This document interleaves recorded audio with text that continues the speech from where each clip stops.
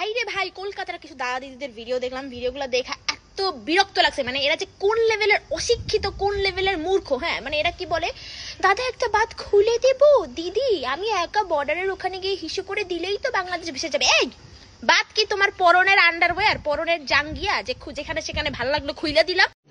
রুকো যারা, সবার করো। হ্যাঁ, diplomacy, international relation, international law, water distribution, এই শব্দগুলো শুনছো জীবনে, অবশ্য তোমরা শুনবে কি হবে? তোমরা তো আসলে অশিক্ষিত, যেটা মনে হইতেছে আমার। আবার বলতেছো যে হিসু করে দিলেই নাকি বাংলাদেশ ভেসে যাবে। তোমরা যে খোলা জায়গায় হিসু করো সেটা তো জানি আমরা। कौन है ये लोग, कहां से आते हैं? তোমাদের সবাইকে জানাই, ইন্ডিয়ার অ্যারাউন্ড 60% মানুষের সেফ এবং প্রাইভেট টয়লেটের অ্যাক্সেস নাই। তো এদের কাছ থেকে তোমরা কি আশা করবে? এরা খোলা জায়গায় করে, এরা খোলা জায়গায় করে। क्या क्या बोला तूने? नहीं पहले क्या बोला? चल चल चलो।